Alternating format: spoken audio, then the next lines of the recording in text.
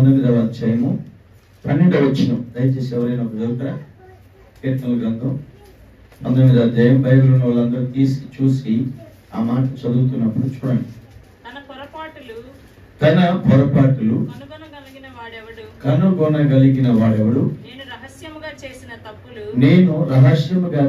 తప్పులు క్షమించి నన్ను నిర్దోషిగా తీర్చుము. రైతులు ఇంకమా ఈ చదువుబడిన వాక్య భాగము ఏం తెలియజేస్తుందంటే, తన పొరపాటును ఎవడు గ్రహించగలడు అని. పొరపాటు విషయంలో ఈ మాట మనందరితో మరొకసారి మాట్లాడతాం. తన పొరపాటును కనుగొనగలవాడు ఎవడు? నేను రహస్యముగా చేసిన తప్పులు క్షమించి నన్ను నిర్దోషినిగా తీర్చుకుంటున్నాను.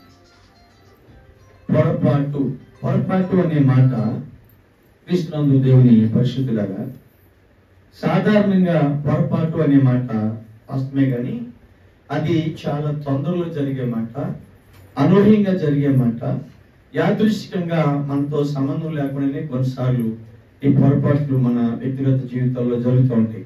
అదే భక్తులకు రాస్తున్నటువంటి విషయం. Praise the lord. హల్లెలూయా. చాలా మంది బైబిల్ గ్రంథ చరిత్రలో పొరపాటు చేసిన వారు ఉన్నారు. పొరపాటు చేసినప్పుడు దేవుడు వారిని ఏం చేశాడంటే, ప్రవక్తల ద్వారా లేదా దేవుని సేవకుల ద్వారా హెచ్చరించాడు. హెచ్చరించినప్పుడు సరి చేసుకున్న వారు దీవించబడ్డారు, సరి చేసుకున్న వారు ఆశీర్వదించబడ్డారు.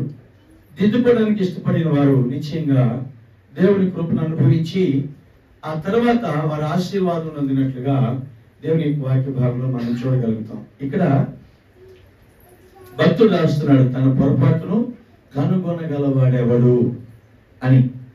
బైబిల్ గ్రంథ చరిత్రలో ప్రభువైన యేసుక్రీస్తు వారికి 12 మంది శిష్యులు ఉన్నారు. వారిలో పేతురు ఒక ఆయన.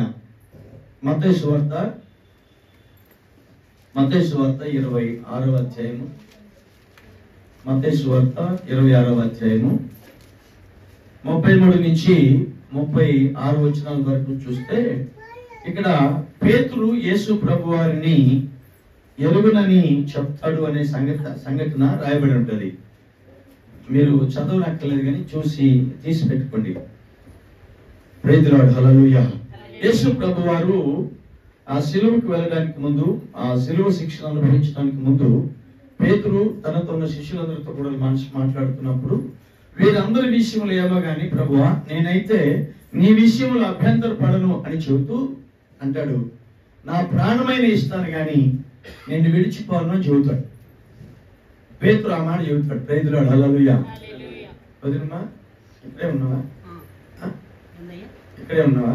వాక్యం. హల్లెలూయా. మా అమ్మ, అందుకని నేను నేరుగా పిలిచాను.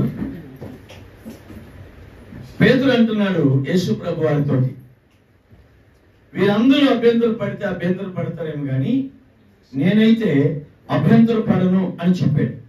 వెంటనే యేసు ప్రభు వారు కలుగు చేసుకుని, పేతురు, ఈ రాత్రి కోడి కొయ్యకు మునుపు 3 సార్లు ముమ్మారు నన్ను ఎరగనని పొక్కుతావు అని చెప్పాడు.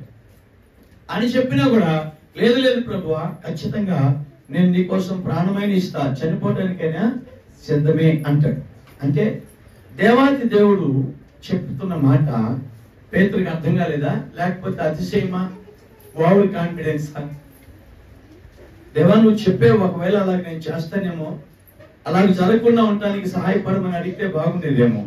అయితే పేతురు ఇక్కడ అతిశయంగా, నేను అలాగ చేయను, చనిపోవటానికైనా ప్రాణమీయటానికైనా నేను సిద్ధమని చెబుతాడు. ఇప్పుడు ఒక మాట చదవండి మీరు. 75వ వచనం, అదే అధ్యాయంలో 26వ అధ్యాయంలో మత్తయి సువార్త 75వ వచనం చదవండి. కనుక కోడి కొయ్యక మునుపు నీవు నన్ను ఎరుగునని ముమ్మారు చెప్పెదవని యేసు తనతో అనిన మాట పేతురు జ్ఞాపకమునకు తెచ్చుకొని వెలుపలికి పోయి సంతాపపడి ఏడ్చాడు. యేసు ప్రభువారిని అరెస్ట్ చేశారు. యేసు ప్రభువారిని అరెస్ట్ చేసిన తర్వాత శిష్యులందరూ చెదిరి పారిపోయారు. పేతురు కూడా పారిపోయాడు.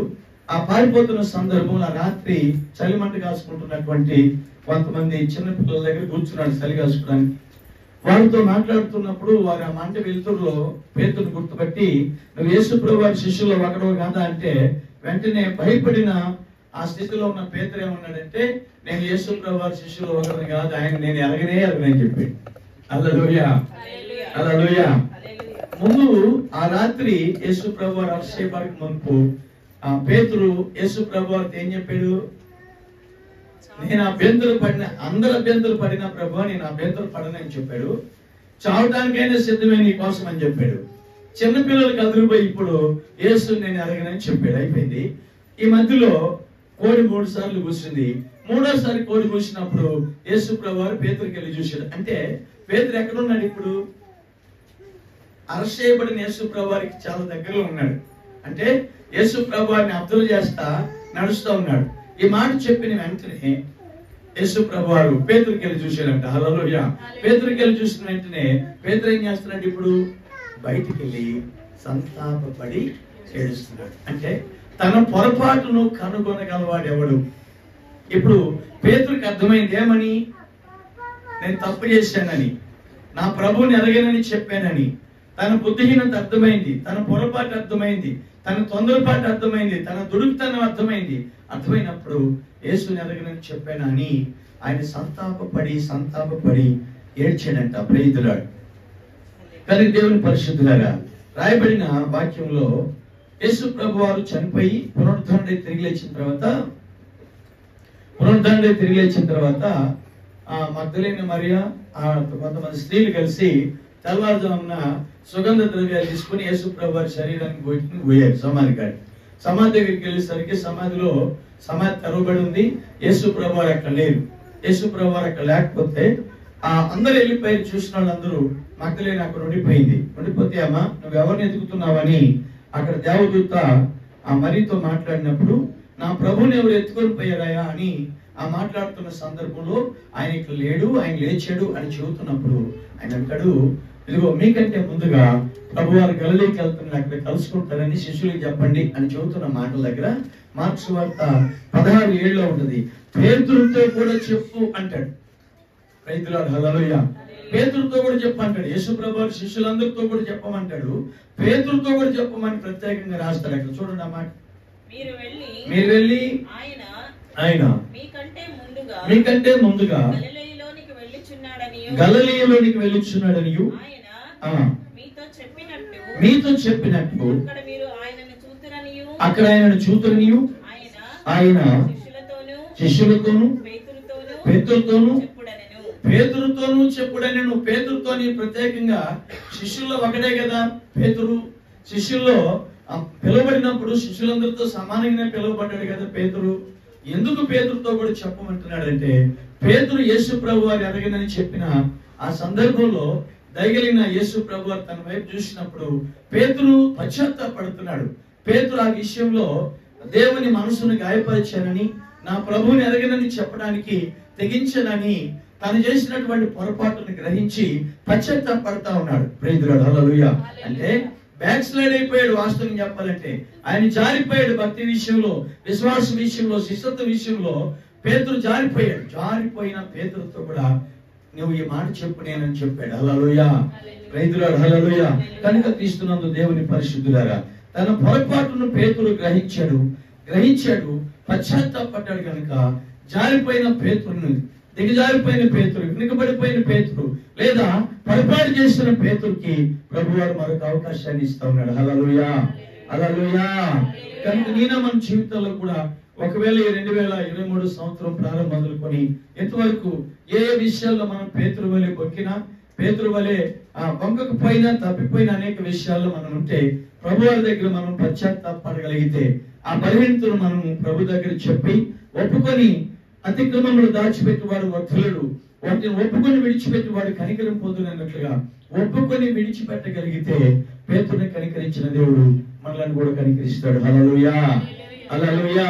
ఆ తర్వాత పెంతెకొస్తు దినాన పేతురు ఉన్నతమైన అభిషేకాన్ని అనుభవించడం, పరిశుద్ధాత్మ చేత నింపబడి ఆ బొంకిన పేతురే ఆది సంఘానికి ప్రధాన కాపరిగా, వేల మందికి సువార్తను ప్రకటించిన దేవజనుడుగా, అనేక వేల మందికి సంఘ కాపరిగా, బిషప్గా ఆయన తర్వాత కాలంలో పరిచర్యలు అందించి యేసు ప్రభు వారి కొరకు చివరిగా హతసాక్షిగా మరణించే వారికి అన్నది కూడా ఆయన వెనుతిరగలేదు. హల్లెలూయా.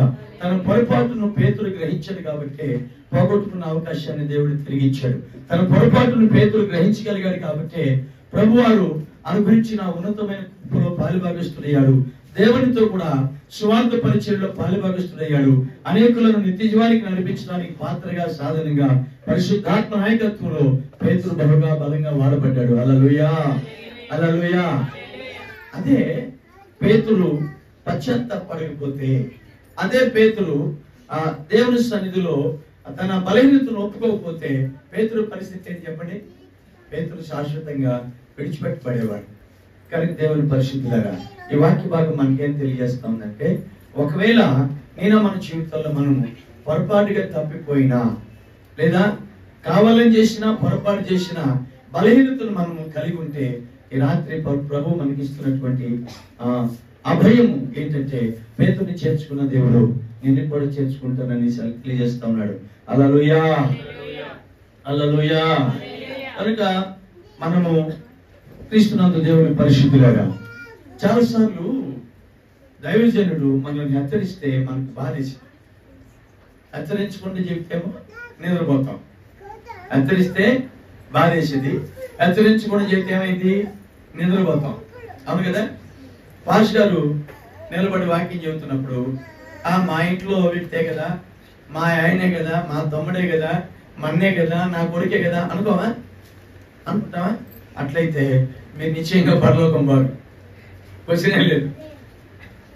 నీ గర్భాన్ని పుట్టినంత మాత్రాన, నీ కొడుకు అయినంత మాత్రాన ఆయన దేవుని చేత పిలువబడి తల్లి గర్భంలో పిండాకృతిగా ఉన్నప్పుడే ఆయన ప్రభునామ మహిమార్థమై ఏర్పరచబడిన వ్యక్తిగా, అభిషేకాన్ని ప్రజలకు పంచడానికి ఉన్నటువంటి వ్యక్తిగా ఉన్నాడు. హల్లెలూయా. ప్రభువైన యేసుక్రీస్తు వారు కానా విందు వివాహం, ఆ విందు సమయంలో ద్రాక్ష రసం అయిపోయినప్పుడు మరియమ్మకి వెళ్ళి చెప్పారు. ఏమని చెప్పారమ్మా? ద్రాక్ష రసం అయిపోయింది అని చెప్తే యేసు ప్రభు వారి దగ్గరికి వెళ్ళి తల్లి అని మరియ రికమెండేషన్ చేసింది, ద్రాక్ష రసం అయిపోయిందంటరా అని చెప్తే ఆయన ఏమన్నాడు? అమ్మా, నాతో నీకేం పని? నా తండ్రి పనుల మీద నేను ఉండాలని నీకు తెలీదా అని చెప్పాడు. అర్థమైందా? కన్న తల్లే కదా, నాతో నీకేం పని అన్నప్పుడు ఆమె మనసు నొచ్చుకోలేదా? కాబట్టి మీకు బంధువు అయితే కావచ్చు, నీ రక్త సంబంధి అయితే కావచ్చు, కానీ దేవుని చేత అభిషేకించబడిన అభిషిక్తుడు, దేవుని చేత పిలువబడిన వాడు, దేవుని కొరకు ఈ సమకాలీన ప్రజలకు స్వార్థను ప్రకటించడానికి సాధనమైన వాడుగా దేవుడు ఆయనను ప్రత్యేకపరుచుకున్నాడు. హల్లెలూయా. కనుక ఇశ్రాయేలు గారు మీ కుమారుడైతే కావచ్చు, మీ రక్త సంబంధి అయితే కావచ్చు, బంధువు అయితే కావచ్చు, కానీ ఆయన దైవజనుడు. హల్లెలూయా. హెచ్చరించినప్పుడు మనము లోబడవలసిందే. ఎందుకు హెచ్చరిస్తాడు? ఎందుకు హెచ్చరిస్తాడు? చావాలనే కాదు, బాగుపడాలని, దిద్దుకోవాలని. ఒక మాట చూద్దాం. కీర్తన గ్రంథము 50వ అధ్యాయం 17వ వచనం. కీర్తన గ్రంథం 50వ అధ్యాయం 17వ వచనం. దిద్దుబాటు నీకు అసహ్యము కదా, నీవు నా మాటలను నీవు వెనుకకు త్రోసివేసేదవు. నీవు దొంగను చూసినప్పుడు వానితో ఏకీభవించదవు, వ్యభిచారులతో నీవు సాంగత్యము చేసేదవు, కీడు చేయవలెనని నీవు నోరు తెరుచుచున్నావు, నీ నాలుక కపటమును కల్పించుచున్నది అని అక్కడ రాస్తాడు. దిద్దుబాటు నీకు అసహ్యము కదా అంటాడు. దిద్దుబాటును అసహించుకుని వాడు డాష్ చెబుతారా? 100 రూపాయలు ఇస్తే ఎవరి జీవితాలకి. దిద్దుబాటును అసహించుకుని వాడు పశుప్రాయుడు అని రాయబడింది.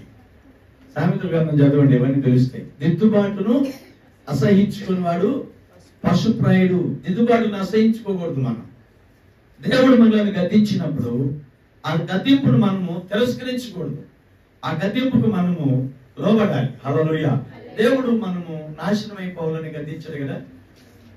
ఉదాహరణకి తప్పిపోయిన కుమారుడు ఉన్నాడు. తండ్రి దగ్గర నుంచి ఆస్తి అంతా తీసుకొని పోయాడు. స్నేహితులతో కలిసి ఆస్తి అంతా అయిపోయే వరకు, ఆస్తి అంతా ఖర్చు అయిపోయే వరకు ఎంజాయ్ చేశాడు. అంతా అయిపోయింది. బెల్లం ఉన్నంత కాలమే ఈగలు ఉంటాయి అన్నట్టుగా తన దగ్గర సొమ్మున్నంత వరకు స్నేహితులు చాలా మంది ఉన్నారు. ఆ తర్వాత ఆయన అందరూ ఇచ్చిపెట్టిపోయారు. ఆకలికి అల్లాడుతా పందులకి పొట్టు వేసే ఉద్యోగం కుదిరించుకున్నాడు. ఆకలికి తట్టుకోలేనటువంటి స్థితిలో ఆయన పందుల పొట్టు కూడా తిన్నాడని రాయబడింది అక్కడ. అప్పుడు ఆయనకి మారు మనసు వచ్చింది. ఎప్పుడొచ్చింది మారు మనసు? ఎప్పుడు దిద్దుకోవడానికి ఇష్టపడ్డాడు ఆయన? తండ్రి వద్దన్నప్పుడు విన్నాడా? ఒరే నాయన నీకు తెలియదురా, ఇది ఇప్పుడు కాదురా నాయన, తగిన సమయంలో అంటే కాదు, నా ఆస్తి నాకు కావాల్సిందేనని తండ్రికి విరోధంగా ఆయన ప్రవర్తించి ఆస్తి తీసుకొని పోయి మొత్తం గాజేశాడు. మొత్తం గాజేసుకొని ఇప్పుడు బుద్ధి ఎప్పుడు వచ్చింది? ఆరోగ్యం ఉన్నప్పుడు బుద్ధి రాదు మనకి. ఆరోగ్యం పోయి ముక్కుల్లో గొట్టాలు పెట్టి ఆక్సిజన్ పెట్టినప్పుడు వస్తుంది. అయ్యా నన్ను బతికిస్తే గనా నేను ప్రభు కొరకు బ్రతుకుతా ప్రభు అని ఆ ప్రార్థన చేస్తాం. ఎప్పుడు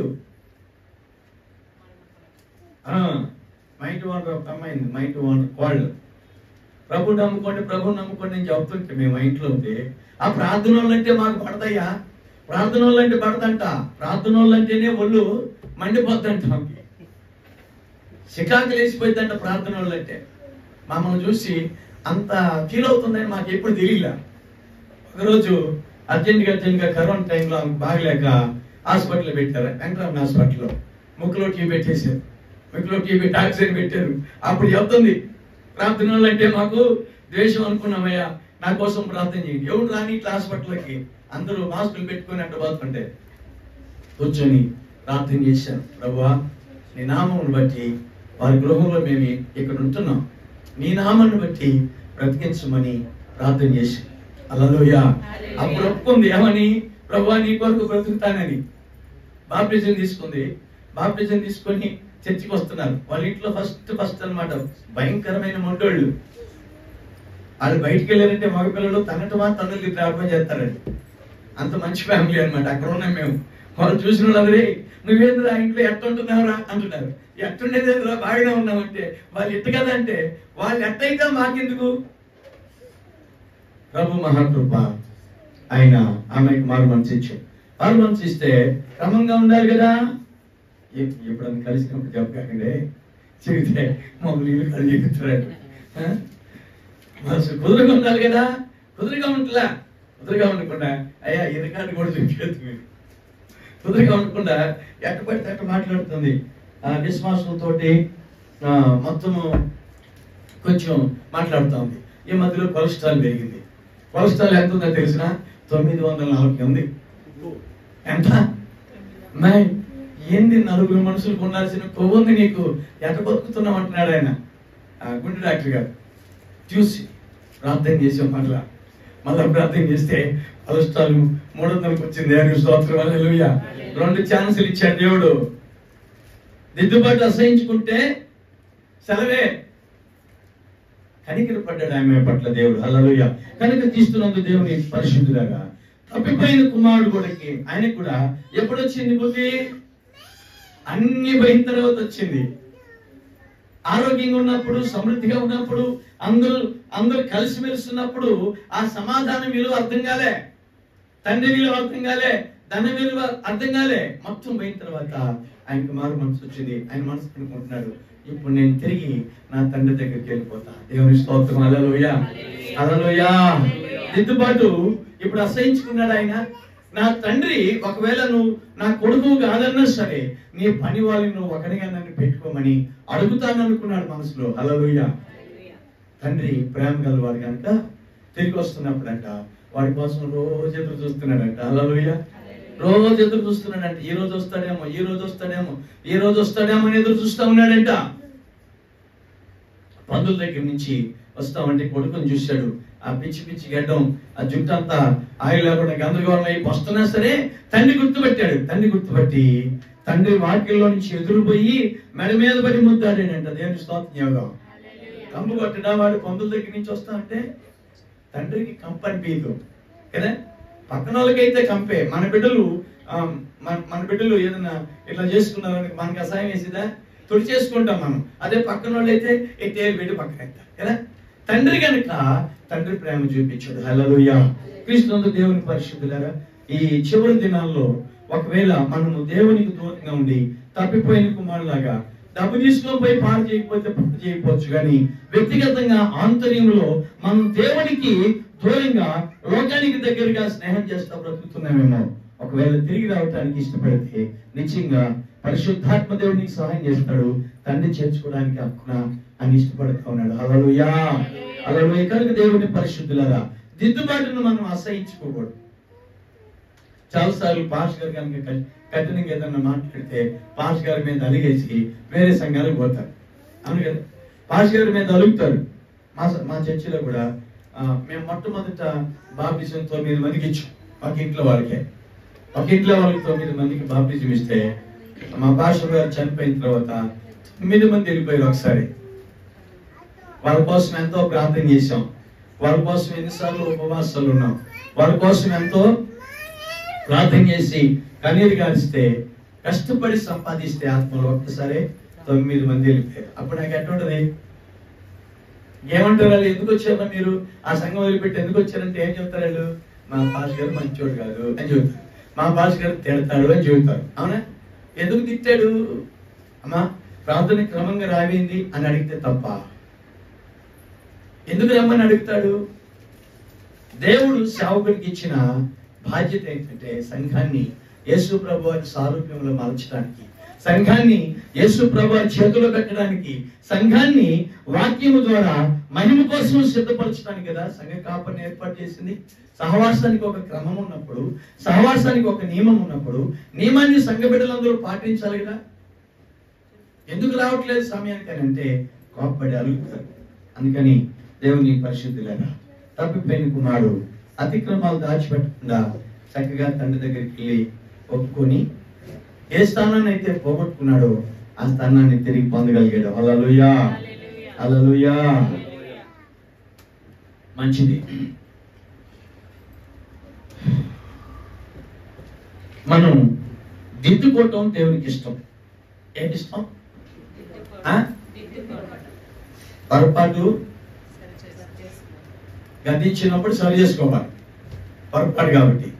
అవునా, ఇప్పుడు కావాలని చెప్తే అది పొరపాటు, తెలియ జరిగింది. మరి కావాలని చెప్తే చెప్పండి, కావాలని చెప్తే తెలిసే చేస్తే అది కూడా సరి చేసుకోవచ్చు. హల్లెలూయా, అది కూడా సరి చేసుకోవచ్చు, అవకాశం ఉంది. చూద్దాం. బైబిల్ గ్రంథంలో పాత నిబంధన గ్రంథంలో ఆదికాండం 16వ అధ్యాయంలో 8 నుంచి 13 వచనాల్లో హాగరు కనపడతారు. అమ్మా మీరు చదవద్దులే, చదివి ఆలస్యమైంది, మనం మాట్లాడుకుంటూ వెళ్దాం. హాగరు అని ఒక స్త్రీ కనపడుతుంది. ఆమె అబ్రహాం భార్య, శారా అబ్రహాంకి ఇచ్చిన భార్య. అయితే శారా తిట్టిందని అలిగింది. ఎవరి మీద? అమ్మా మీరు ఆ చదివి పెట్టాను, అమ్మమ్మ చూడాలి, మీరు బైబిల్ చదువుతుంది. రిఫరెన్స్ కావాలి మీకు. ఆదికాండం 16వ అధ్యాయము 8 నుంచి 13 వచనాల మధ్యలో ఈ విషయం రాయబడింది. హాగర్కి గర్భం వచ్చినప్పుడు శారాని కొంచెం చిన్న చూసింది, గొడ్రాలన్నట్టుగా చూసింది. అందుకని శారా ఏం చేసింది, హాగర్ మీద కొంచెం కష్టంగా మాట్లాడేసరికి అలిగి వెళ్ళిపోతా ఉంటే చాలా దూరం పోయి అక్కడ నిరాశతో కూర్చుంది అనమాట. అప్పుడు దేవుడైన యెహోవా కలుగు చేస్తున్నాడు. ఈ మాట చదవండి, 8వ వచనం.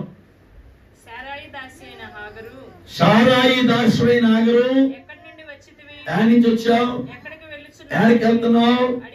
మర్యాదగా తిరిగి నీ యజమానురాలైన సారాయి యొద్ద నుండి పారిపోవచ్చున్నానన్నా. అప్పుడు ఎక్కడి నుంచి వచ్చావు, ఎక్కడికి పోతున్నావు అంటే ఏం చెబుతుంది? నా యజమానురాల దగ్గర నుంచి నేను పారిపోతున్నాను అని చెప్పింది. అప్పుడు దేవదూత ఏమంటుంది? మరి నీ యజమానురాలి యొద్దకు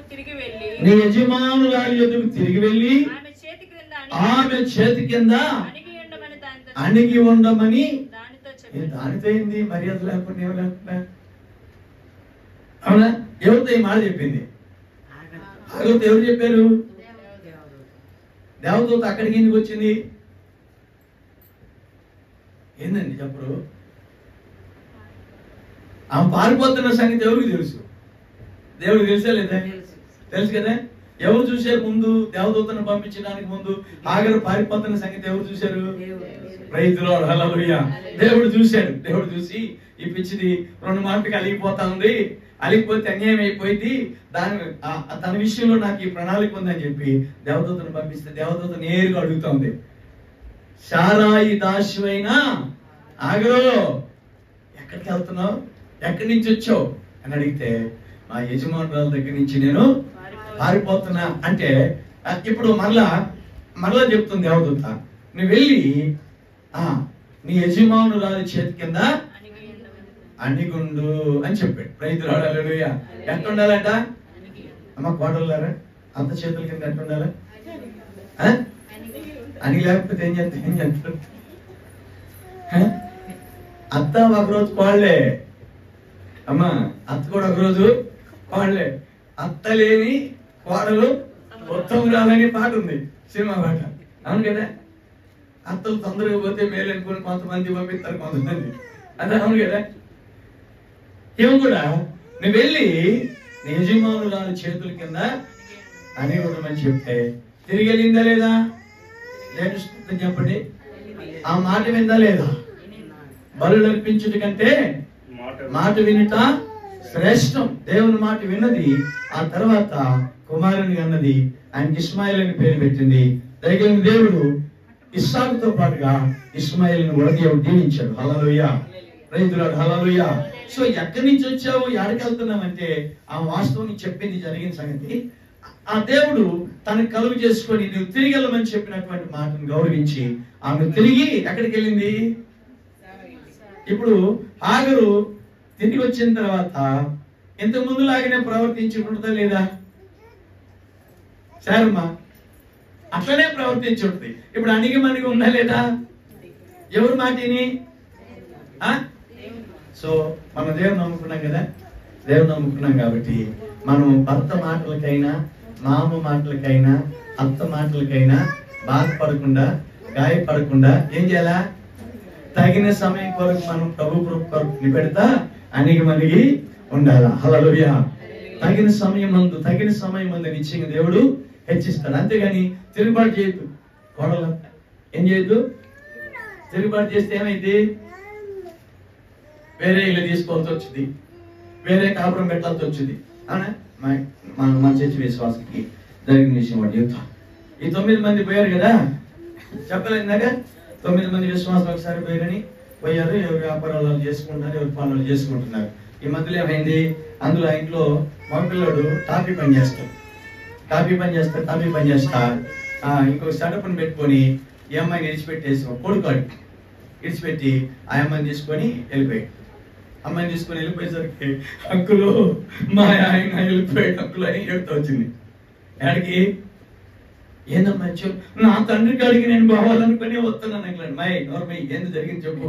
నా తండ్రే కదా, తండ్రి అయితే ప్రేమ చూపిస్తారు కదా అని చెబుతుంది. వచ్చి పగలాటేడు పెడతాం. పోయినప్పుడు తెలీదా?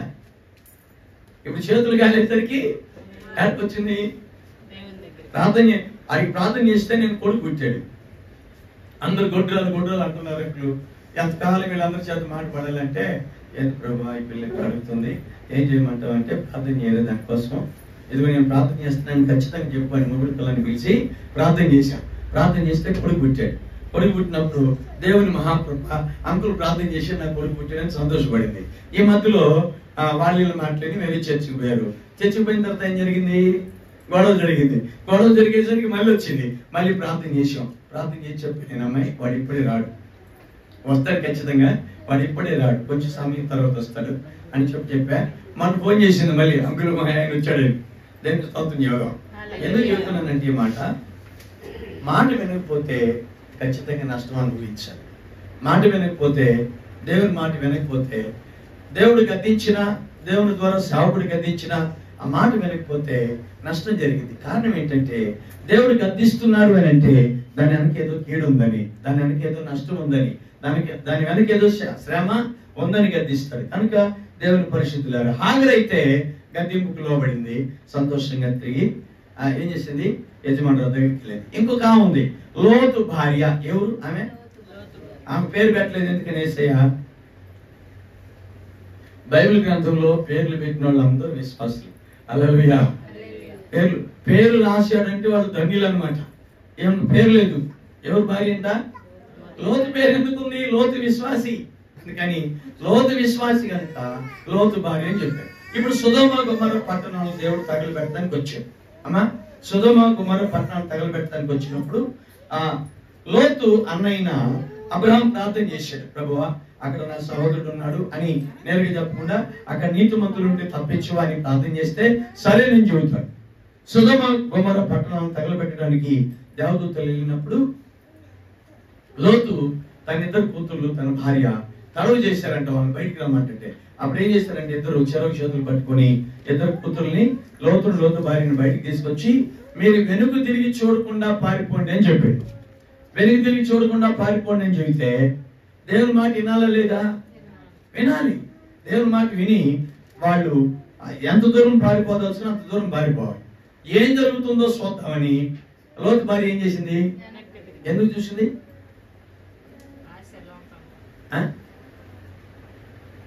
ఒకవేళ మా అల్లుళ్ళు ఏమైనా వస్తున్నారు వెనక, ఇద్దరు కొడుకులకి ఏదో సంబంధం చూసి ఉండదు కదా. ఈ మధ్యలో తల్లులు అదే చేస్తున్నారు కదా. దేవుడు చూసిందా కొంటలా, ప్రార్థన చేసి దేవుడు చేసిందా కొంటలా, కనిపెట్టట్లా. అసలుకే చెడిపోయిన ఊరు అది. ఆ ఊర్లో ఉన్న వాళ్ళందరూ చెప్పిపోయిన వాళ్ళు. అయితే లోతు ఒక మాట అంటాడు కదా దేవదూతల దగ్గర, పురుషుని ఎదుగైనటువంటి ఇద్దరు కూతురు నాకున్నారని చెప్పాడు. అంటే ఆ భయంకరమైనటువంటి ఆ భ్రష్టత్వంలో కూడా తన బిడ్డలు ఆయన కాపాడుకున్నాడు. హల్లెలూయా, హల్లెలూయా. మంచివాళ్ళే, మంచి కుటుంబమే. అయితే ఏమేం చేసింది? వెనక్కి తిరిగి చూసి ఉత్స్తమమైంది. ఎందుకు చెబుతున్నాను నేను మాట? దేవుడు చెప్పాడు కదా వెనక్కి తిరిగి చూడకుండా బొమ్మని. ఇదే దారి. నేను మనిషి యుద్ధాలు దేవుని పరిశుద్ధులుగా ఇదే దారి. మనం వెనక్కి తిరిగి చూడద్దు. చాలా మనకి లోక సంబంధమైన ఆశలు, లోక సంబంధమైన సంప్రదాయాలు, లోక సంబంధమైన బంధుత్వాలు చాలా మనం లోకంలో ఉన్నప్పుడు ఏవైతే మనం అనుభవించామో అవి అప్పుడప్పుడు మనకు గుర్తొస్తూ ఉంటాయి. వాటి వైపు మనం చూడకూడదు. చూస్తే ఏమవుతాం? నిత్య జీవాన్ని పోగొట్టుకుంటాం, ఆశీర్వాదాన్ని పోగొట్టుకుంటాం, దేవుని సన్నిధిని పోగొట్టుకుంటాం. దేవుని ఆశీర్వాదము దీవెన మనకు వారసత్వంగా ఇస్తే దేవుడు దాన్ని మన పిల్లలకు దక్కకుండా చేస్తాం. కాబట్టి వెనుతిరిగి చూడకుండా వెళ్ళవలసినటువంటి అవసరం ఉంది. Praise the lord. Hallelujah, hallelujah, hallelujah. కనుక పాత దాన్ని మనము విడిచిపెట్టాలి. అతిక్రమంలో దాచిపెట్టేవాడు వర్ధిల్లడు. పాతది ఏమంటారు చెప్పండి? ఇష్టమైంది ఉందనుకో. ఇప్పుడు నీకు చిన్న బంగారం ఏదో ఉంది, చిన్న ముక్కు వేస్తారో లేకపోతే ఏదో చిన్నది ఒకటి ఉంది. దాన్ని ఎక్కడ దాచిపెడతావు? ఎక్కడ దాచిపెడతావు? అటుకులో పెడతావా? చీరల కింద పెడతావా? కాదు కదా. దాన్ని ఖచ్చితంగా సీక్రెట్ సెల్లో పెట్టి దానికి ఒక గుర్తు పెట్టుకొని దానికి ఒక ఆనవాళి పెట్టుకొని పెడతావు. ఆ తలుపు తీసిన వెంటనే నేను దేన్ని చూస్తావు? ముందు బంగారం చూడవు. ఆ డబ్బాను, ఆ చిన్న జిప్ వేసిన కవర్ను, ఏ కలర్ ఉన్నదో గుర్తు పెట్టుకున్నావు కదా, దాన్ని చూస్తావు. అవును కదా. అంత జాగ్రత్తగా పెడతావు దాన్ని. అట్లాగే ఇష్టమైన దానిని మనం విడిచిపెట్టాం. కొన్ని ఇష్టమైనవి ఉంటాయి మనకి. ఏంటి లోకానికి సంబంధించినవి పాతి కొన్ని ఇష్టమైనవి ఉంటాయి. అన్ని తీసేస్తాం కానీ దాన్ని మాత్రం జాగ్రత్తగా పెడతాం. దాన్ని ఎక్కడ పెడతాం? జాగ్రత్తగా పెట్టుకుంటాం. ప్రార్థన చేసేటప్పుడు దేవుడు ఏం చేస్తాడు? నువ్వు జాగ్రత్తగా పెట్టుకున్నావే దాన్నే గుర్తు చేస్తాడు. హల్లెలూయా, హల్లెలూయా. ప్రభువా నాకు అది కావాలి ఇది కావాలి అని అడుగుతున్నప్పుడు, ప్రార్థన చేస్తున్నప్పుడు ఇస్తాను కానీ, అవన్నీ ఇస్తాను కానీ అదుందే దాని సంగతి ఏంది చెప్పు అంటాడు. అదొద్దు ప్రభువా, అదొద్దండి. అందుకనే వాక్యంలో రాయబడింది, ఎన్నడూ దున్నని బీడు భూములను దున్నండి అంటాడు. అంటే నిజంగా సువార్త ప్రకటించబడినటువంటి స్థలాల్లోకి వెళ్ళి సువార్త ప్రకటించమని దాని భావం. కానీ ఎన్నడూ ఒప్పుకొని బలహీనత, ఎన్నడూ మనం దేవుని దగ్గరికి తీసుకొచ్చి ఈ బలహీనతను వెళ్తా ఉంది ప్రభువా, దీన్ని ఒప్పుకోలేకపోతున్నాను, దీన్ని విడిచిపెట్టలేకపోతున్నాను, దీనికోసం ఇంకా నా మనసులో స్థానం ఉంది అని దాన్ని యథార్థంగా దేవునికి మనం చెప్పి ఒప్పుకోవడానికి ఇష్టపడం. దాన్ని చెప్పగలిగినప్పుడు నిశ్చయంగా మనము దీవించబడతాం. హల్లెలూయా, హల్లెలూయా. కనుక దేవుని పరిశుద్ధులారా ఇష్టమైన వాటిని మనం దేవుని కొరకు ఏం చేయాలి? త్యాగం చేయాలి. నువ్వు దీవించబడాలంటే, నువ్వు ఆశీర్వదించబడాలంటే, ఆశీర్వాదానికి వారసత్వంగా నీ బిడ్డలను చేయాలి అని అంటే ఖచ్చితంగా త్యాగం అవసరం. త్యాగం లేకుండా దేవుని కృపను మనం అనుభవించలేం. త్యాగం లేకుండా ఆశీర్వాదాన్ని వారసత్వంగా పొందలేం. కనుక దేవుని పరిశుద్ధులారా లోతు భార్యలాగా చేయకుండా మనము దేవుడు చెప్పిన దాన్ని సంతోషంగా అంగీకరించడానికి ఇష్టపడదాం. దేవునికి మహిమ కలుగును గాక. హల్లెలూయా, హల్లెలూయా. బైబిల్ గ్రంథంలో సౌలు దావీదు అనే ఇద్దరు ఉన్నారు. సౌలు దావీదు వీళ్ళిద్దరు ఎవరు? ఇశ్రాయేలు ప్రజలకు రాజులు. మొదటి రాజు సౌలు, రెండవ రాజు దావీదు. ఇద్దరు తప్పు చేశారు, ఇద్దరు పాపం చేశారు, ఇద్దరు దేవుణ్ణి గాయపరిచారు. అవునా కదా? సౌలు తప్పు చేశాడు, దావీదు తప్పు చేశాడు. వాస్తవంగా దావీదు కంటే సౌలు కంటే దావీదే ఎక్కువ తప్పు చేశాడు. అవును కదా? సౌలు కంటే దావీదే ఎక్కువ చేశాడు. అయితే పాపం చిన్నదైనా పెద్దదైనా ఒకటే. విషము చుక్కైనా ఒక బాటిల్ అయినా ఒకటే. ఒక బాటిల్ లాగిన పోతాం, ఒక సుక్క తాగినా పోతాం, విషయమే కాబట్టి. ఇద్దరు తప్పు చేశారు. అయితే సౌలు కనికరించబడలేకపోయాడు, దావీదు కనికరాన్ని పొందాడు. హల్లెలూయా, హల్లెలూయా. గద్దింపును అసహించుకునేవాడు పశుప్రాయుడు నాతాను ప్రవక్త ద్వారా దేవదేవుడు దావీదును గద్దించాడు. దావీదును గద్దిస్తే ఆ మాట చదువుతాం. మాట 2వ సమూయేలు గ్రంథం 12వ అధ్యాయం 9వ వచనం. 2వ సమూయేలు గ్రంథం 12వ అధ్యాయం 9వ వచనం. నీవు యెహోవా మాటను తృణీకరించి ఆయన దృష్టికి చెడుతనం చేసితివే ఇత్తీరగు ఊరియాను కత్తి చేత చంపించి అతని భార్యను నీకు భార్య అగునట్లుగా నీవు పట్టుకొని ఉన్నావు. అమ్మోనీయుల చేత నీవు అతని చంపితివి కదా. నీవు నన్ను లక్ష్యము చేయక ఇత్తీరగు ఊరియా భార్యను నీకు భార్య అగునట్లు చేసుకున్నందున నీ ఇంటి వారికి సదాకాలం యుద్ధము కలుగునని చెప్పాడు. చూసారా? ఈ విషయాన్ని దేవుడు ఎంత ఖండితంగా, ఎంత ఖచ్చితంగా ఖండించాడు. అమ్మా వింటున్నారా తల్లులారా? దావీదు ఏం చేశాడు? దావీదు ఉరియా భార్యను తెప్పించుకొని పాపం చేసి కడుపు చేసి ఏమలిగినట్టుగా ఉత్తరం రాసి సైన్యం మొదట బాగా యుద్ధం జరిగే దగ్గర ఉరియాను పెట్టించి చంపించి తన భార్యను భార్యగా చేసుకున్నాడు. అయిపోయిందా? ఇది జరిగినప్పుడంట దగ్గర దగ్గర 8 నెలలు దావీదు ప్రార్థన చేయలేదంట. ఎన్ని నెలలు? 8 నెలలు ప్రార్థన చేయలేదంట. ఏం జరిగినప్పుడు? ఉరియా భార్యను తెచ్చుకున్నప్పుడు 8 నెలలు ప్రార్థన చేయకపోతే దేవుడు అనుకుంటాడా? దావీదు రాజు చేయబడినప్పుడు సమూయేలుతో దావీదు ఏం చెప్పాడు? దేవుడు ఏం చెప్పాడు? నా హృదయానుసారుడు, నా ఇష్టానుసారుడు అయిన మనుషులు ఒకరికి అనుకున్నారా? నువ్వు పోయి వాడిని సౌలు బదులుగా ఇశ్రాయేలు మీద రాజుగా అభిషేకించమంటే ఎదుగులాడుకుంటే సమూయేలు వెళ్ళి దావీదుని కనుగొని ఇశ్రాయేలు ప్రజల మీద రాజుగా అభిషేకించొచ్చాడు. హల్లెలూయా. ఆ అభిషిక్తుడు ఇప్పుడు ఏం చేశాడు? దేవునికి విరోధంగా తప్పు చేశాడు, దేవునికి విరోధంగా ప్రవర్తించాడు. దేవునికి విరోధంగా ప్రవర్తించినప్పుడు అమ్మా పెట్టినారా? ఇప్పుడు ఉరియా భార్యను తెచ్చుకున్న సంగతి దేవుడు చూసాడా లేదా? చూశాడు. ఉరియాని యుద్ధంలో ముందు పెట్టి చంపిస్తున్నప్పుడు దేవుడు చూశాడా లేదా? చూశాడు. తెలుగుకెళ్ళాడు కదా దావీదు, తెలుగుకెళ్ళాడు. పాపం ఎంత తెలివో చూడు, చాలా తెలివి మనకు కూడా. ఎవరు చూడట్లేదులే, ఎవరు చూస్తే ఇబ్బంది, ఎవరు చూడకపోతే ఏమైనా చెప్తాం, భయం లేకుండా ప్రవర్తిస్తాం. ఎవరు చూడట్లేదులే, అధికారం ఉందని, రాజుని కదా అని దావీదుకి వచ్చి వెర్రవీగాడు. వెర్రవీగిన వెంటనే దావీదు ఏం చేశాడో, దావీదు చేసిన సమస్తాన్ని నాతాను ప్రవక్త ద్వారా దేవుడు దావీదుకి చెప్పించాడు. దావీదు చెప్పించినప్పుడు దావీదు రాజు కదా, ఇప్పుడు ఏం చేయాలి? దావీదు వాస్తవంగా దావీదు ఏం చేయాలా? నోరు మూసుకొని పోయా మాకు తెలుసు కానీ అనొచ్చా లేదా? రే నువ్వేంది నన్ను వచ్చి హెచ్చరిస్తున్నావు, పట్టుకొని రా లోపల ఏంటి అనొచ్చు కదా. కానీ దావీదు దేవునికి భయపడ్డాడు. హల్లెలూయా. దేవునికి భయపడి 51 రోజులు ఉపవాసం ఉండి ప్రార్థన చేస్తా 51వ కీర్తన రాసుకున్నాడు. దేవా దయతో నన్ను క్షమించు, కేవలం నీకే విరోధంగా పాపం చేశా, నీకే విరోధంగా తప్పు చేశా అయ్యా. రక్షణార్థమైన మారు మనసు నా నుంచి తొలగించొద్దు, తిరిగి పరిశుద్ధాత్మ నాకు ఇయ్యి, మారు మనసు ఇయ్యి, పాప క్షమాపణ దయచేయి, నా పాపాన్ని గొప్పగా ఎంచొద్దు అని దావీదు దేవుని బతిమలాడుకున్నాడు. దేవుని బతిమలాడుకుంటే దావీదును దేవుడు కరుణించాడు, పోగొట్టుకున్న తిరిగి ఇచ్చాడు. కానీ ఆ తర్వాత జరగాల్సిందంతా జరిగింది. దేవుని స్తోత్రం, హల్లెలూయా. గతింపును తిరస్కరించాడా దావీదు?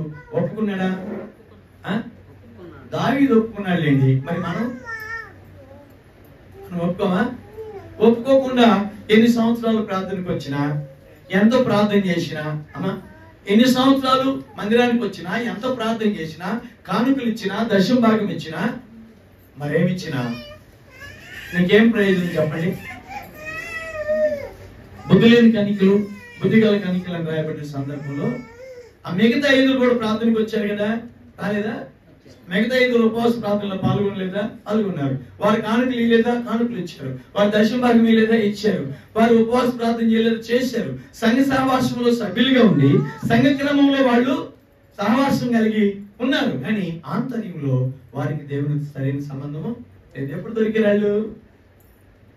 ఎప్పుడు దొరికారు? చివరి దినాన, ఆఖరి దినాన దేవుడు వస్తున్నాడు. ప్రభు యేసుక్రీస్తు వారు ఆయన స్వరం వినపడుతూ ఉంది అని ఆ బోర్ శబ్దం విన్నప్పుడు అందరూ గబగబా వచ్చి ప్రభు కోసం ఎదురు చూడడానికి వచ్చినప్పుడు వచ్చి ముందు కూర్చున్నారట. ముందు కూర్చున్నంత సేపు తలుపు తీసారా? ఎందుకని?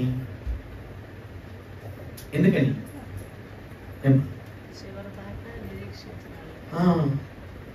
ఎందుకని తలుపు తీయలేదంటే, ఎందుకని తలుపు తీయలేదంటే ఇశ్రాయేలు ప్రజలు కూడా కనానికి వెళ్ళడానికి ఐగుప్తు దేశం నుంచి 40 రోజులు వెళ్ళొచ్చు. 40 రోజులు ప్రయాణం చేస్తే కనాన్లోకి నేరుగా వెళ్ళిపోతారు. కానీ 40 సంవత్సరాలు దేవుడు వెనక్కి ముందుకు తిప్పాడు. ఎందుకు తిప్పాడు తెలుసా? ఎందుకు తిప్పాడు తెలుసా? దేవునిని వ్యతిరేకించేవారు చచ్చేదాకా అరణ్యంలో, దేవునికి విరోధంగా తిరుగుబాటు చేసిన వారు చచ్చేదాకా అరణ్యంలో, వారి దేహాలు అరణ్యంలో విడిచిపెట్టేదాకా వెనక్కి ముందుకు తిప్పి అందరూ పోయిన తర్వాత న్యూ జనరేషన్ తీసుకుపోయాడు. హల్లెలూయా. వీళ్ళు కునికి నిద్రపోయారంట. పాపం నిద్రపోయారు. అమ్మా ప్రభు వస్తున్నాడు అని తలుపు తట్టినంటే అతను లేచి బైబిల్ తీసుకొని స్తోత్రం స్తోత్రం స్తోత్రం అంటున్నారు. స్తోత్రం అని చూస్తే దేవ పారిపోతుంట. అక్క కొంచెం నూనె బైబే, కొంచెం మై నా నూనె నీకు వస్తే నా బుద్ధి కూడా ఆగిపోయింది, నా దీపం కూడా ఆగిపోయింది. ఈ నూనె నాకు నీకు సరిపోదు కాబట్టి నువ్వు అక్కడికి పోయి కొనుక్కొచ్చుకో, అమ్మవారి దగ్గరికి వెళ్ళి నూనె కొనుక్కొచ్చుకో అని చెప్తే వాళ్ళు నూనె కొనుక్కొచ్చుకోవడానికి అప్పుడు పోయారంట. వాళ్ళు వెళ్ళిన వెంటనే తలుపు దేవుడు అన్ని వేస్తారా? నీ వేషం నా వేషం దేవుడికి తెలీదా? తెలుసు కదా. ఏమ్మా చాలాసార్లు మనం మోసపోయేది ఎక్కడే. నేను బాగున్నాను, నేను ప్రార్థన చేస్తున్నాను, నేను వాక్యం చదువుతున్నాను, నా కొడుకు సేవకుడు, మన సేవకుడు, మా ఆయన సేవకుడు. అయితే ఏంటంట?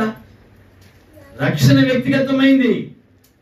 రక్షణ వ్యక్తిగతమైంది. నీవు దేవునితో వ్యక్తిగతంగా సంబంధాన్ని పెట్టుకోవాలా, వ్యక్తిగతంగా దేవునితో సహవాసాన్ని కలిగి బ్రతకాలా, వ్యక్తిగతంగా దేవునికి ప్రార్థన చేసే వ్యక్తిత్వం అనుభవం నీకు నాకు కలిగి ఉండాలా. హల్లెలూయా.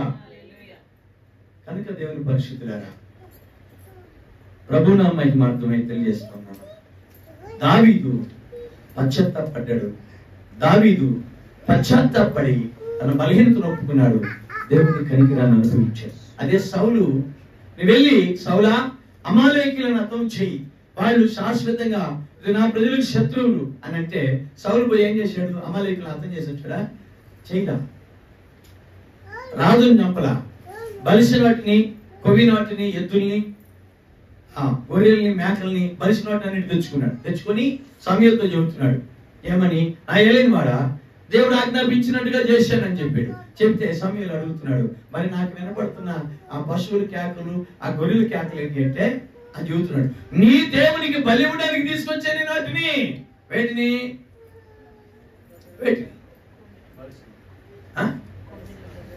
శపించబడిన వాటిని. దేవుడు శపిస్తే కదా వాటిని తగలబెట్టమని చెప్పాడు. శపించబడిన దాన్ని ఎవరికి బలి దాన్ని తెచ్చాడంట? నీ దేవునికి. అబ్బా సూపర్ చెబుతున్నాడు. మనం కూడా ఇదే చెప్తాం. మన సొంతది ఏది ఇయ్యం దేవునికి. ఏమా సొంతది ఇస్తామా? ఈ మైకి చెప్తే నాకు చాలా బాధేస్తుంది. నా చర్చిలో ఉన్న సౌండ్ సిస్టమ్ 3.5 లక్షలు. ఏది మీకు సౌండ్ సిస్టమ్? ఏమా ఒక మంచి మైక్ కొనలేదా? మన నాకు ఒక బ్రదరు మైక్ ప్రజెంట్ చేశాడు. అలా మనం మాట్లాడుతుంటే సరిగ్గా పట్టలేదు. 5,000 పెట్టి మైక్ కొనిచ్చు, సొంత డబ్బులు ఖర్చు పెట్టి. ఇదేందమ్మా ఈ మైక్? సొంత డబ్బులు మనం ఇయ్యం. లోకల్ ఎవరైనా ఇస్తే తీసుకొస్తాం, వాళ్ళ బియ్యం ఇస్తే తీసుకొస్తాం, వాళ్ళు పలారిని ఇస్తే తీసుకొస్తాం, వాళ్ళ కేక్ ఇస్తే తీసుకొస్తాం. మంది ఆశీర్వాదం ఆడిపోతుంది. వాళ్ళు ఇస్తే నీవిస్తే నీకు వస్తుంది. సౌలు ఏం చేస్తున్నాడు? శపించబడిన వాటినంట దేవునికి బలించడానికి తీసుకొచ్చాడట. అప్పుడు అంటున్నాడు, సమూయేలు అంటున్నాడు, బలులు అర్పించడం కంటే ఆజ్ఞ పాటించుతాయి, కొవ్విన దూడలను నడిపించడం కంటే మాట వినుట శ్రేష్టమో అని చెప్పాడు. కనుక దావీదు కనికరించబడ్డాడు, సౌలు తిరస్కరించబడ్డాడు. ఎందుకని? ఇద్దరిని గద్దించింది దేవుడే, ఇద్దరికి బుద్ధి చెప్పడానికి పిలిచింది దేవుడే. దావీదు కత్తింపును స్వీకరించాడు. సమూయేలు గద్దించినప్పుడు సమూయేలు చొట్టబట్టుకున్నాడు. సమూయేలు చొట్టబట్టుకుని చిరిగింది. సమూయేలు చొక్కా జరిగిన వెంటనే సమూయేలు చొక్కా జరిగిన వెంటనే దేవుడు చెప్పాడు, నీ రాజ్యం నీ దగ్గర నుంచి తీసివేయబడింది. ముగిస్తాను గ్రౌండ్ మాటలు. హల్లెలూయా. సో ఈ సంవత్సరాంతంలో ఉన్న మనము మన వ్యక్తిగత భక్తి జీవితాలను సరి చేసుకునవలసిన అవసరం ఉంది, దిద్దుకోవాల్సిన అవసరం ఉంది. మనలోని మనమే, నాకు నేనే, నీకు నీవే బుద్ధి చెప్పుకోవాల్సిన అవసరత ఉంది. ఎందుకంటే దేవుడు మనల్ని కనిపించి ఈ సంవత్సరం మొదలుకుని సంవత్సరం చివరి వరకు కాపాడుతూ వచ్చాడు. కరోనాలో మనం బాలేదే, డాడీ లేదు, అన్నీ లేదు, మనం ఇంకా మిగిలిన. ఎందుకు? వాళ్ళకంటే మనం మంచి వాళ్ళని కాదు. దేవుడు కృపనిచ్చి, దేవుడు కనికరపడి నీ ఆయుష్కాలాన్ని పొడిగించాడు. మళ్ళా కరోనా వస్తుందంట. ఒంగోలు కేసులు ఉన్నాయి కదా, ఏమో ఈసారి చూడమని. కాబట్టి దేవుని పరిశుద్ధులాగా కరోనా రావాలని నేను అంటలేదు, దేవుని పరిశుద్ధులాగా. కనుక దావీదు దేవుని కృపను అనుభవించాడు, సౌలు దేవుని కృపను అనుభవించలేకపోయాడు. ఓకే, ఇప్పుడు ఎంతమంది గురించి మనం చెప్పుకున్నాం? తప్పిపోయిన కుమారుడు అగరు, లోతు భార్య, దావీదు, సౌలు. లోతు పేతురు ఉన్నాడు. పేతురు మర్చిపోయి మధ్యలో అసలు ముందు చెప్పింది పేతురు కదా. అవునా? పేతురు కనికరాన్ని పొందగలిగాడు, కారణం పశ్చాత్తాపడ్డాడు. పశ్చాత్తాపడిన వారందరూ కూడా దేవుడి నామ మహిమాత్మై దేవుడి కృపను అనుభవించారు. పశ్చాత్తాపడని వారు తృణీకరించబడ్డారు, దేవునికి దూరస్తులైపోయారు. హల్లెలూయా. ఏం చేస్తావు? ఏం వాక్యం వింటాం?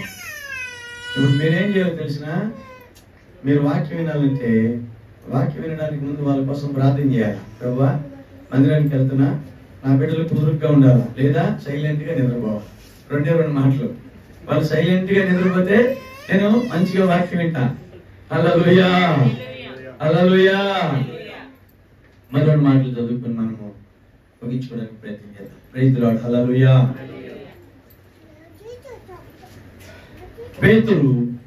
పేతురు దిద్దుకున్నాడా లేదా? యేసు ప్రభువు శిష్యుడు. ఇస్కరియోతు యోధా ఉన్నాడు కదా, ఇస్కరియోతు యోధా కూడా ఉన్నాడుగా. ఇస్కరియోతు యోధా చివరి ప్రభురాత్రి భోజన సందర్భంలో నేను ఒక మొక్క నుంచి ఎవరికి ఇస్తానో వాడు నన్ను అప్పగిస్తాడు అని యేసు ప్రభు వారు శిష్యులందరి మధ్యలో చెప్పాడు. అవునా? శిష్యులందరి మధ్యలో చెబితే ఆ సంగతి యోధాకి తెలుసా లేదా? నా గురించే చెబుతున్నాడు అది. తెలుసా? తెలుసు కదా, ఖచ్చితంగా తెలుసు. మొక్క ముంచినప్పుడు, మొక్క ముంచడం అంటే ద్రాక్ష రసంలో ఆ రొట్టె మొక్క ముంచి ప్రభువారు నోట్లో పెట్టాడు. తిన్న తర్వాత ప్రభు ఆ సంగతి కనుక వీడే అని కనుక యేసు ప్రభువారు పబ్లిక్ చెబితే శిష్యులందరూ కలిసి సప్పని ధన్యవాదాలు లేదా? ఎవడు ప్రభు వాడు అన్నారా లేదా? అప్పటికి ఎవడు వాడు అన్నారు అంటే వాళ్ళకి కొంచెం ఎక్కిందా లేదా? ఎవడు రావాడు అన్నాడంటే లోపల తిరుగుతుంది కదా.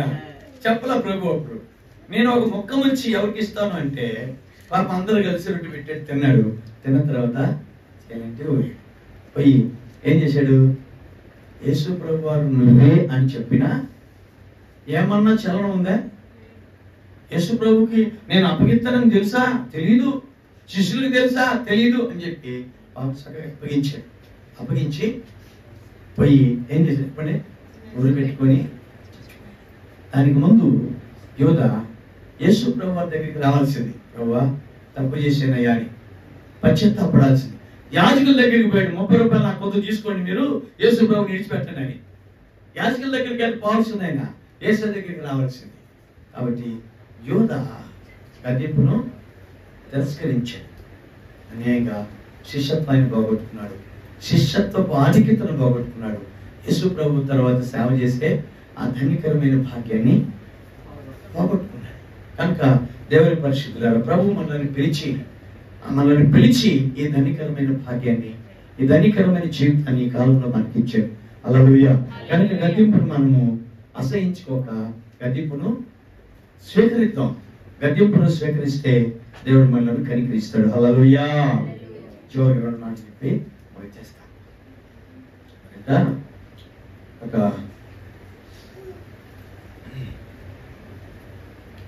ఫారెస్ట్ ఆఫీసరు అడవిలో డ్యూటీ చేస్తున్నప్పుడు ఒక సింహం పిల్ల ఆయన కనపడింది. చిన్నది, అప్పుడే పుట్టిన సింహం పిల్ల కనపడితే అది అలాగా నడుచుకుంటూ రోడ్డు మీదకి ఆయన కారుకు అడ్డంగా వచ్చింది. దాన్ని చూసి అయ్యో సింహం పిల్ల, దాన్ని తల్లిపోయిందో, దీన్ని తీసుకెళ్లి పాలు పోసి సాగుదామని ఆయన ఏం చేశాడు, ఇంటికి తీసుకొచ్చి పాలు పోసి పెంచుతున్నాడు. ఆయన కొడుకు ఒక కూతురు ఉన్నారు. వాళ్ళు రోజు నన్ను ఆడుకుంటున్నారు. మీలాగనే రోజు ఆడుకుంటున్నారు. దేంతో? కుక్క పిల్ల చిన్నప్పటి నుంచి మన ఇంట్లో ఉందనుకో, మన పిల్లలు దానికి భయపడతారా? రోడ్డు మీద కుక్క కనుక అనుకో ఇంట్లో దూరతారు. వచ్చి ఇంట్లో ఉన్న కుక్క కదురువారుగా. రోజు ఆ సింహం పిల్లకి పాలు పోసి పెంచుతున్నారు. కొంచెం పెద్దగైంది, కొంచెం దానికి అడవి వయసు తెలిసినంత వయసు వచ్చింది. ఒకరోజు ఈ పిల్లడు ఆడుకుంటా కింద పడితే కాలు దెబ్బ తగిలి కొంచెం బ్లడ్ వచ్చింది. ఇది మీకు తెలిసి ఎందుకు తెలియదు? బ్లడ్ వచ్చింది. బ్లడ్ వస్తే మీకు తెలియదని చెప్పట్లా, పరిశుద్ధాత్మ దేవుడు రెండోసారి చదువుతున్నాడంటే అర్థమైంది. మొదటి నువ్వు వినలేదనమాట, మొదటి నువ్వు లెక్క చేయలేదనమాట. మరలా చెబుతున్నాడంటే బీ కేర్ఫుల్, జాగ్రత్త ఉండాల్సిన విషయం అని అర్థమైందా? ఆయన ఆ కాలు దెబ్బ తగిలి బ్లడ్ కింద పడితే కొడుకుని తీసుకుపోయి హాస్పిటల్కి కట్టించుకొని వచ్చాడంట. ఈ విషయం ఇలా అటు ఇటు తిరుగుతూ పోయి ఆ బ్లడ్ నాకేసరికి చాలా రుచిగా ఉంది. దానికి ఆలోచన వచ్చిందంట, ఈ బ్లడ్ ఎంత రుచిగా ఉంది, వాళ్ళ లోపల ఉన్న బ్లడ్ ఎంత రుచిగా ఉంటుంది అని చెప్పేసి అదుని కోసం చూస్తా ఉంది. ఒకరోజు వాళ్ళ నాన్న డ్యూటీకి పోయాడు, వాళ్ళ నాన్న పని చేసుకుంటా ఉంది. ఈ మధ్యలో శవం ఏం చేసింది, పైన పడి పిల్లడు కొద్దిగా కొరికి పడేసి మొత్తం చంపేసి బ్లడ్ అంతా దాగి ముక్కలు వేసి. ఎందుకు చెప్తున్నాను ఈ మాట అంటే, పాపము చిన్నదే కానీ పాపం నిశ్చయం నేను నన్ను పట్టుకుంటుంది, అది విడిచిపెట్టదు. పాపము ఖచ్చితంగా పట్టుకుంటుంది. క్రీస్తునందు దేవుని పరిశుద్ధులారా, బైబిల్ గ్రంథ చరిత్ర అంతట్లో యూదా ఉరిపోసుకుని చనిపోవడానికి కారణం పాపమే. సౌలు తన రాజరికాన్ని పోగొట్టుకోవడానికి కారణం పాపమే. అనేక సందర్భాల్లో దేవుని పరిశుద్ధులు చనిపోయారు, శిక్షించబడ్డారు, అనేక సందర్భాల్లో నష్టపోయారు. కారణం పాపం చిన్నదని కనపడింది కానీ అది ఖచ్చితంగా కాటేసింది అప్రోచ్. కనుక దేవుని పరిశుద్ధులారా, శిలువ మీద ఇద్దరు దొంగలు ఉన్నారు. యేసు ప్రభు వారితో పాటుగా శిలువ వేయబడ్డారు. ఒక దొంగ అడుగుతున్నాడు, యేసు ప్రభువా నువ్వు దిగు, శిలువ మీద నుంచి మమ్మల్ని కూడా దించుకో, అందరం కలిసి ఇంటికి పోదామని చెప్పాడు. అడిగాడా? ఆ మాట అంటున్నప్పుడు కొంచెం కఠినమైన మాటలు కూడా మాట్లాడాడు. వెంటనే ఆ రెండో పక్కన ఉన్న దొంగ, రే నోరు మూసుకో, ఈ శిక్ష మనకు సరిపోయింది.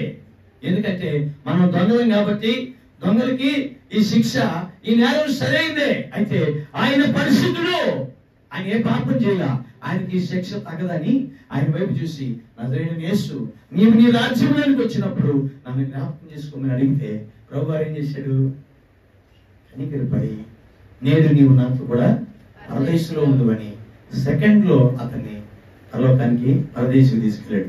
హల్లెలూయా. ఒక దొంగ కనికర పడ్డాడు, ఒక దొంగ కనికరాన్ని పోగొట్టుకున్నాడు. కారణం ఏంటి? ఆ దొంగకి గ్రహింపు తెరవబడింది, మరొక దొంగకి గ్రహింపు మూయబడింది. మూయబడిన వాడు కఠినంగా మాట్లాడాడు.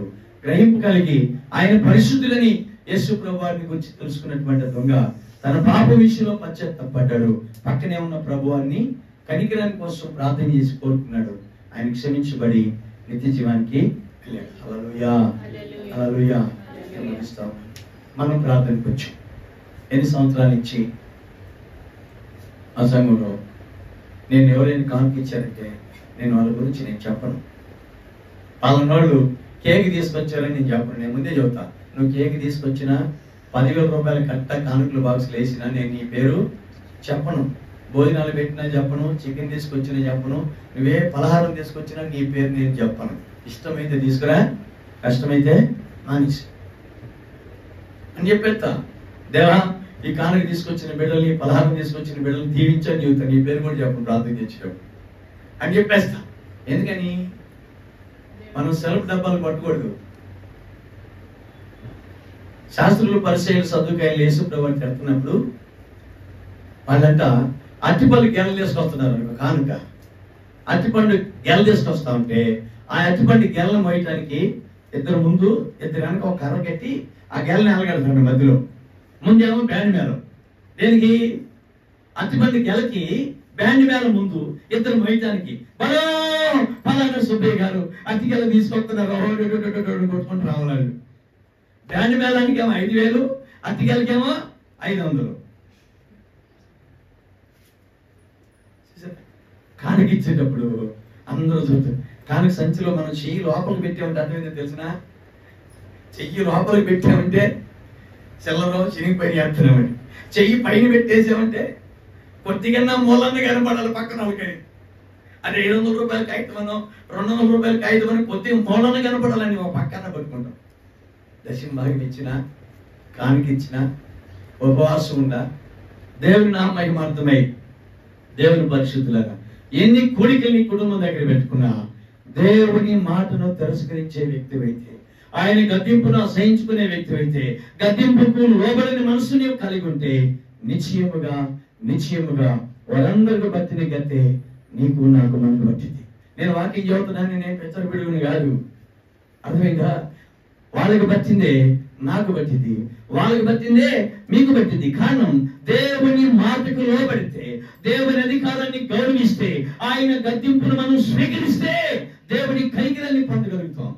గద్దింపును స్వీకరించకపోతే నువ్వెంత ప్రార్థన చేసే వ్యక్తి అయినా, నువ్వెంత ఉపవాసం ప్రార్థన చేసినా, ఎంత కన్నీరు గాచినా, దేవుని నామ మహిమార్థమై ఆయన మాటకు విధేయత చూపకపోతే నీ భక్తంతా నిష్ప్రయోజనం. కనుక ఈ చివరి దినాల్లో ప్రభు నామ మహిమార్థమై గద్దింపును మనం విని సరి చేసుకుందాం, దిద్దుకుందాం. బ్రతుకును ప్రభు నామ మహిమ కోసమై ముందున్నటువంటి దినాల్లో పరిశుద్ధంగా, నీతిగా, న్యాయంగా ప్రార్థనా జీవితం, భక్తి జీవితం, మాదిరికరమైన జీవితం, కుటుంబానికి, మన ఎలుగు పొరుగు వారికి, సంఘానికి క్షేమం కలిగినటువంటి మాదిరికరమైన జీవితాన్ని చేయడానికి ప్రభు మనందరికీ సహాయం చేయగాక. దేవుడు తన పరిశుద్ధ వాక్కులు మన ఆత్మను మేలుకొరకు దీవించిన గాక. చిన్న ప్రార్థన చేసుకుందాం. అందరూ కళ్ళు వచ్చి ప్రార్థన చేద్దాం. ఒక నిమిషం మీరున్న స్థానంలోనే హృదయం తరచి ప్రార్థన చేయడానికి ప్రయత్నం చేద్దాం. ప్రభువా, మీకు వందనాలు, స్తోత్రాలు చెల్లిస్తున్నాం. ఆయన ఇంతవరకు నీ సేవకుని మరుగుపరుచుకొని ఆయన గద్దింపు విషయంలో లోబడాలని మరొకసారి గుర్తు చేసినందుకై నేను స్తుతిస్తున్నాం. పేతురు ప్రభువా పశ్చాత్తాపడ్డాడు, మీ కనికరాన్ని పొందాడు. దేవా, మీకు స్తోత్రాలు చెల్లిస్తున్నాం. దావీదు పశ్చాత్తాపడ్డాడు, మీ కనికరాన్ని పొందగలిగాడు. నాయన మీకు వందనాలు, స్తోత్రాలు చెల్లిస్తున్నాం. తగిలిన మా తండ్రి, మాకు కూడా అతి ధనికరమైన స్థితిని కలుగు చేయండి. ఆయన సిలువ మీద దొంగ పశ్చాత్తాపడ్డాడు, కనికరించబడ్డాడు. ప్రభువా, మీకు స్తుతులు చెల్లిస్తున్నాం. నోవహు జల ప్రళయంలో ప్రజలు చనిపోయారు. ఆయన సొదొమ గొమొర్రాలో ప్రజలు చనిపోయారు. కోరహ కుమారులు ఆయన భూమి నెరలు విడిచి మింగివేసింది. ఏదోను తోటలోంచి ఆదామును తోసివేసిన దేవుడు ఒక కారణం పాపం. ప్రభువా, నీకు స్తోత్రాలు. ఆయన పాపము చిన్నదైనా అది అవిధేయత చూపిందైతే మన భక్తి జీవితాలను మింగివేసిద్దని, దేవానికి దూరంగా మమ్మల్ని తీసుకువెళ్తుందని జ్ఞాపకం చేసినందుకు స్తోత్రాలు. బైబిల్ గ్రంథ చరిత్రలో దేవా మీకు స్తుతులు చెల్లిస్తున్నాం. హాగరుకు మీ హెచ్చరిక వచ్చినప్పుడు హాగరు సరి చేసుకుంది. పేతురుకు మీకు హెచ్చరిక వచ్చినప్పుడు పేతురు సరి చేసుకున్నాడు. తప్పిపోయిన కుమారుడికి హెచ్చరిక వచ్చినప్పుడు తప్పిపోయిన వాడు సరి చేసుకున్నాడు. దావీదుకి హెచ్చరిక వచ్చినప్పుడు దావీదు సరి చేసుకున్నాడు. ప్రభువా దేవానికి స్తోత్రాలు చెల్లిస్తున్నాం.